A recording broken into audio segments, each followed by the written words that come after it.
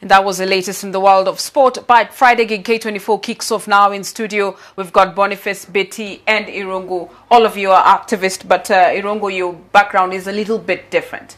But we will be getting to that. First things first. Are you back? I'm back. Yes, I am. Yeah. Why change of heart, Boniface? Things are going very bad at the moment. We don't feel safe at all. The citizens are very afraid of their government, and I think there is a need of a bit of more courage. And so we're back to actually say, you never retire as a general, you always come back. That's true. So what advised your first move to say you have retired from activism? I was threatened by the government. There were plans to kill me. There's still many more threats at the moment. And tomorrow I'm actually going to the police report about the threats. That's why I love my family, and I was afraid that I was going to get killed. And then now I can get killed by Al-Shabaab, I can get mugged, I can get hit by a car. At least you can get stripped. I was almost stripped last week because of wearing a dress at a protest. So that's why I came back, because either way I'm going to die. So why die when I'm still hiding? Let me come out. Yeah. And in case you joined this conversation on Friday Gig this evening, we're discussing how today's activists fail to effectively articulate issues that address the interest of Kenyans. And this is a question I'd like to throw to you guys. Betty, do you think you guys are failing to articulate the real issues on the ground? Well, first of all, let's define what an activist is. An activist is a person who sees that a situation is so dire, is so serious that he's compelled to act.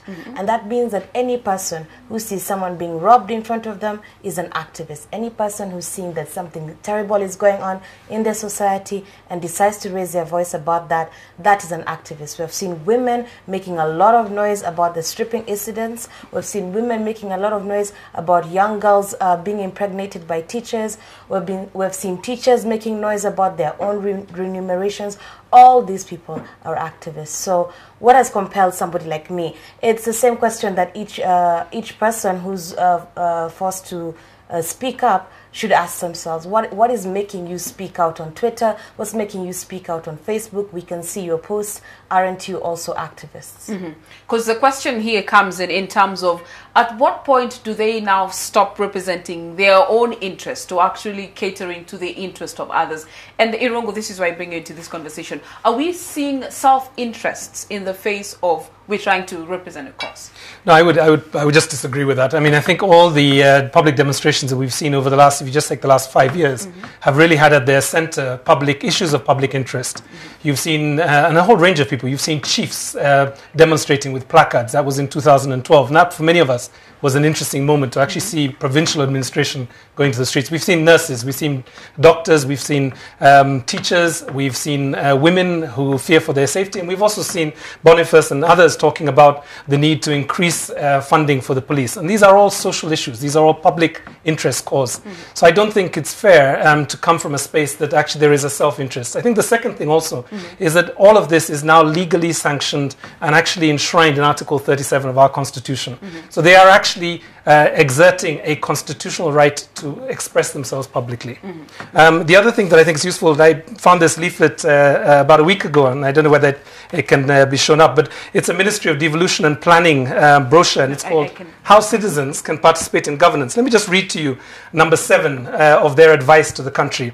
That one of the ways that citizens can participate in the affairs of their government is to actually conduct peaceful civil disobedience of laws and be responsible for that. And this is actually a really interesting moment where the government of Kenya actually is saying to Kenyan citizens, there are many ways that you can participate in public affairs, and one of them is to actually act in a civil disobedient manner. So right now we're saying what our Kenyan activists are doing there, fully representing the interest of people on the ground. Not only that, they are extending their constitutional rights. I do have a question. What is your self-interest? How do they represent their self-interest? We have had a lot of cases where people say most of these people make noise because they've been paid. But and again, they're speaking for their masters. Who are their masters? Those are the people who we cannot talk about on the show. When you talk about Kenya is not safe. So you're saying there's no funding from any master? What funding? Who's funding it? You see, the problem is there's accusations. Earlier this year, the government accused me of planning to topple the government, which is a treasonable offense. They said I was being funded by US aid to do that. The government did not give evidence of how much money he received from USAID. The government did not say when I was planning to topple the government, who I was working with, it was just an accusation from Kememia. And the public swallowed that. The question is, who is funding us? Which is my self-interest? Who is paying me? Because my bank account actually, let me tell you this is on national TV. I bank with Commercial Bank of Africa, which is Uhuru Kenyatta owned bank. They can tell you my balance in the account. So my question is, if it is our self-interest, who is paying us? But also, are we saying it's wrong to be funded? No. The question is... I'm not saying it's wrong to be funded, we need but to actually what define extent? this funding. Because our government is donor funded. The money for health, water, sanitation, it's donor funded. Agreed. Every other week you see the president to Nyanza to distribute mosquito nets from USAID. He was funded. So if We're not saying there's anything wrong. so, but I would like you to define self-interest. Who pays us and how much money and to do what? That should be defined. So when we have accusations, you know, oh yeah, I was funded to do this. And that actually throws the ball to your courts. It is you to tell us what actually happens. So let me give the example of Occupy Harambe Avenue, which was a protest organized in how many, 2 days? 2 days.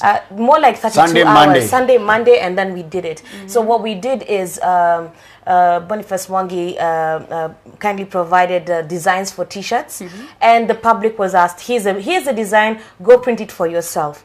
And what you do is you create your own poster, create your own placard. So there was no money coming into anyone's pockets. In actual fact, people removed money from their own pockets to be part of this demonstration. When you see people go into the streets, there's no one who is behind me telling me, hey, go eat some tear gas and I'll give you some money. It's really, really dangerous to actually suggest such a thing. And quite absurd when you think about it, how often are protests held? How can somebody even live off that? You know, so when you start saying that, when you have such accusations, then let us trace them back to where they originate from. And I'll tell you that there was a time in this country when the civil society came under heavy fire, and that was a time when the PBO Act was about to be implemented by Parliament.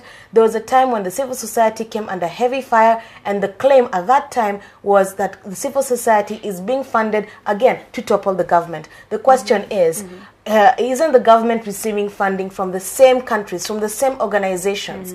And so the question now comes, why are you making accusations while you yourself are receiving funding? Let's go to the question about... he mentioned members of the government. What was it? The evolution. Yeah. So you have nurses going to the streets. Who are funding them? They work for the government. You have doctors going to the streets. Who are funding them? They work for the government. You have teachers going to the streets. They are working for the government. Who is making these teachers eat tear gas? Who is making these teachers be beaten and be, and go through all this? And what would they possibly gain from that? It's an absurd accusation. The idea behind it is to detract and to dissuade people from the central point of the protest. Why are people protesting? What's the problem here? Yeah, it's the idea behind accusations of funding. Just want to take away the attention from where the problem lies to something that really is irrelevant. It's nonsensical. It makes no sense. Irungu, let's break down this issue of funding further. And are we also saying that this could be some sort of smear campaign against people who are actually propagating for the rights of Kenyans, in a way that the people who are being affected by, or people who are being put on the spot, are now the ones who are propagating stuff to do with funding, so that we can change the perspective of what motivates these people, especially the activists? I think the first thing is that public protests and public expressions on our streets are as old as the democracy that we've seen. In fact, they're even older than 1963. They're even a feature of the colonial period. So if you go back to, let's go back almost 100 years to 1922, and Mary Nyanjiro rallying 200 people outside the police station calling for the release of Harry Thuku. And at a certain point, when the male leaders were not prepared to take on the responsibility of challenging the colonial state, she exclaimed, "Must I take your trousers? Perhaps give me your trousers and take my dress." And she rallied people in what is one of the biggest moments, I think, in that period of defiance and resistance to colonial rule. And we have benefited from that. I'm not old, I'm old enough to remember 1997 when Kivuda Kibwana and Willy Mutunga and a number of politicians, some of whom are in the parliament at the moment, organizing the mass actions and the rallies of Kumi Kumi and Saba Saba, and there was a whole range of them. And what I remember about that period was that they were accused by the then head of state as being essentially foreign provocateurs, and that there was some alignment of the West that was basically funding them with lots of money. And what was really bizarre was less than 3 or 4 years later, maybe 5 years later, Kivuda Kibwana was then the Assistant Minister for Internal Security. So obviously there was no,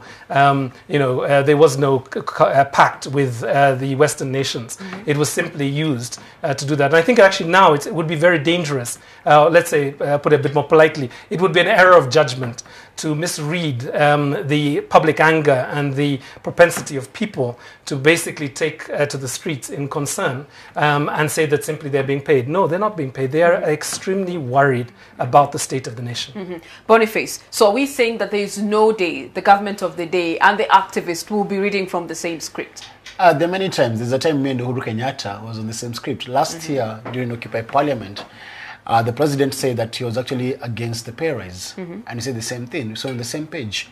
So there are many moments that we're actually on the same page. The security issue is actually on the same page, but the president has a different approach. He says it's my responsibility. And I think even if I have a responsibility, he does have a responsibility. So there's many times we all want the same thing for this country, but we disagree on the approach. But I don't think we want, and let's go back to the foreigners issue. I don't think if Kenya becomes better, it becomes a foreigners country. It's still for Kenyans. Yeah.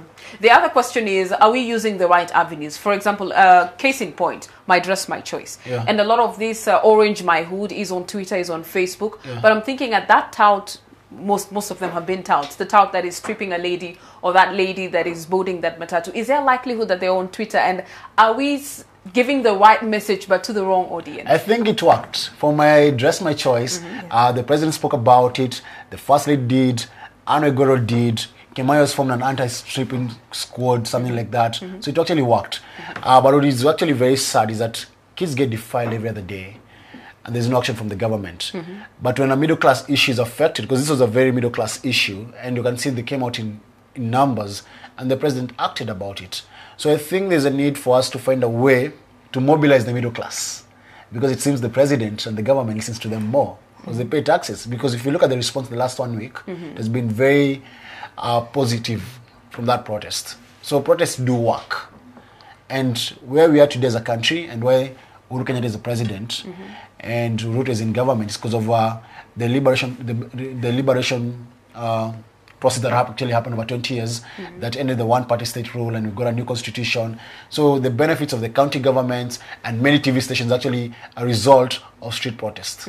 And I'm still on that issue of the right message, wrong audience, in the sense that I do not believe the My Dress, My Choice or the Occupy Harambee Avenue and all these other protests that we have seen is a one-day event, because you do not change a society by one occasion. So it's a constant reminder, it's a constant process that happens with you getting to the people that you're targeting to reach. But if these people are not on the platform that you're using to reach them, are we likely to be running a cause that will not have... Well, I'll ask you straight away. I mean, I have to ask you, why do you have Facebook, Twitter, and you're telling people to Facebook to you, to Twitter to you. And the reality is in Kenya that by 2013 we had 21 million people using the internet. We have 5 million people by 2013, again 5 million Kenyans on Facebook, and I'm sure those numbers have grown exponentially, especially after the elections. Now, when you create a conversation, for instance, surrounding My Dress, My Choice, this conversation may begin in the very shallow waters where people are discussing clothing, but then it becomes a deeper conversation concerning the rights of women to walk with safety in the streets. It concerns the way men and women perceive themselves and who in fact is behind the stripping. We always assume that there are trouts behind it. We always assume that these people are young people who are unemployed and what have you. One of the videos that has come to light shows a man who has a wedding ring on his finger. We have people who are uploading those videos onto those same platforms. So these are people who are aware, who use those platforms, and they're not necessarily from that that particular class bracket that we seem to associate with criminal activities. But wouldn't it be important also to reach to such kind of people who do not access information that easily, in the sense of keeping them in the loop? Irungu, do you think we should step up these campaigns to reaching out to the very people? Say if incidents have happened in Kayole, in Githurai, and getting people to go to Githurai on the ground at the bus stage and do some sort of enlightening. No, I think this is happening. I mean, the My Dress, My Choice campaign and Flown Initiative have actually gone, Kilimani Mums have actually gone to some of these places, and they've looked for survivors, and they've actually talked to people. So that is also happening, but it obviously doesn't get the kind of attention that you see when you put 900 people on the streets of Nairobi. I mean, I think the thing that we need to look at is what are the different ways that people can participate publicly to shape the public affairs of a country. And we know that from the last year or so that something like less than 5.9% of the population actually get involved in county level discussions.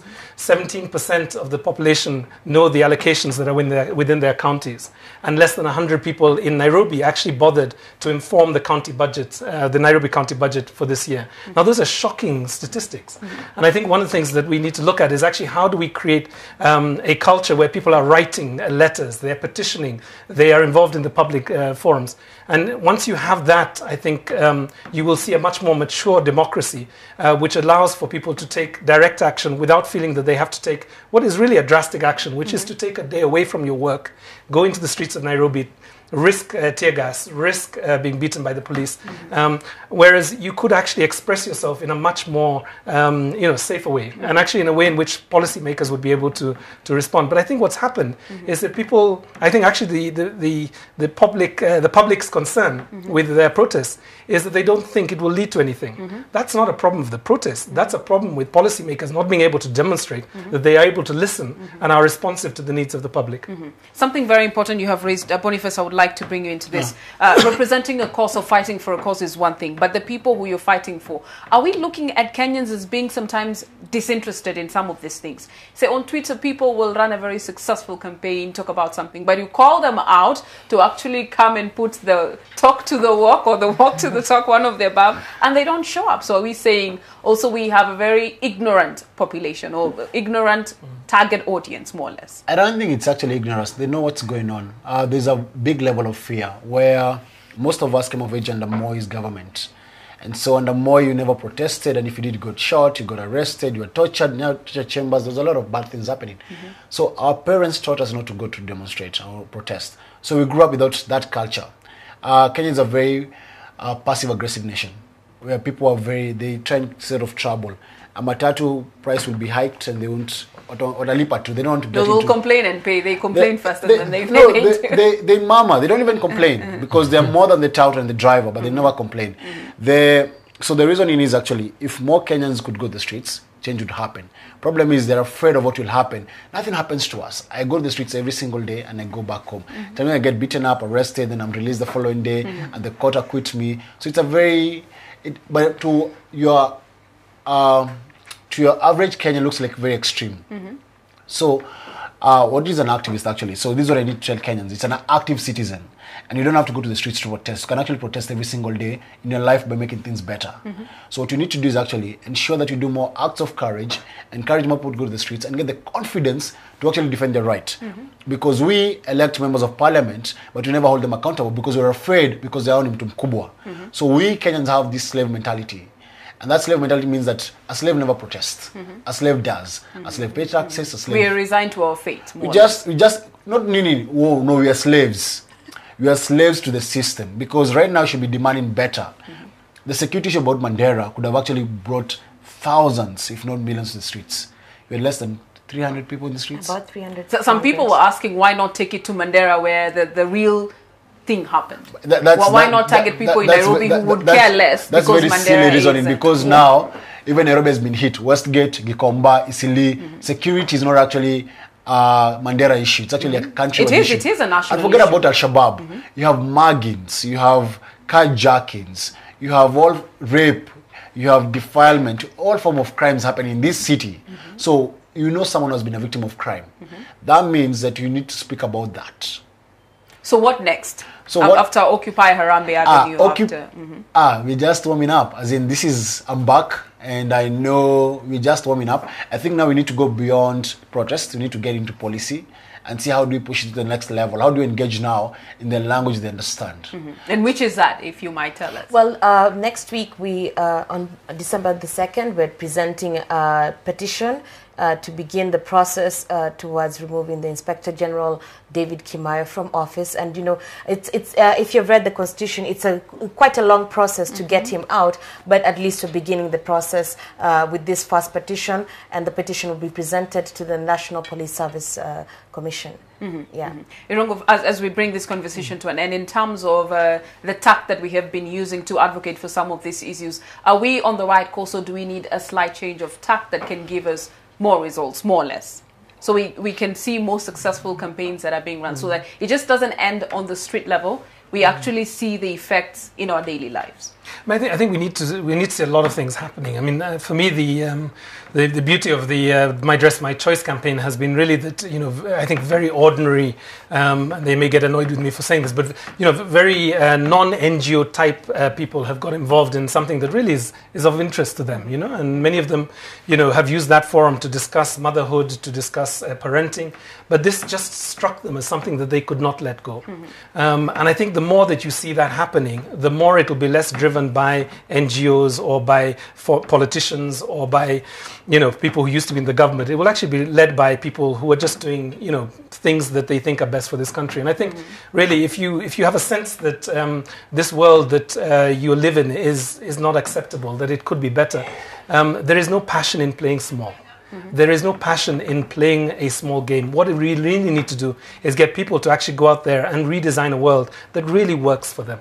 You know, and I think they can do that in a creative, non-violent, and constructive way. And I think public protests are really, you know, one way in which you can make your voice heard. And we just hope that people are listening, so that we can move to other ways of doing things: petitions, letters, memoranda. Final thoughts on this, Boniface, before we finish with the link? I think mine is so simple. The citizens should not be afraid of their government. They employ the government, they pay taxes, and they need to demand for better services. And they need to raise their voice when it's time to do that. And they need to be more active citizens, because this country needs people to be more patriotic. I think, and I think the government should not see activists and critics as enemies. We're not enemies of the state. We should be friends of the state, because we're trying to make the government perform and keep them accountable. Yeah. Let's hope that's not Vision 2030. In my view, civic duty as a citizen goes far beyond simply voting once every 5 years. You keep saying that you remove this person because you're unhappy about his performance, but you wait 5 whole years before you can articulate those issues. Being a citizen and taking your civic duty seriously means that you will do what Irungu has said. You'll write letters, you will come out on the streets, you will make petitions, you'll drive referendums, you will go out there and demand a better country for yourself and for your children. And that is something that every Kenyan should take seriously. Thank you very much, guys, for coming through. I guess bottom line is walking the talk. Don't just walk or talk on Twitter and you're not actually acting it out in reality. Well, thank you very much, guys, for coming through. Unfortunately, our time is up, but we appreciate your contribution to this interesting conversation. The conversation, as always, continues on social media. #FridayGigK24. We are taking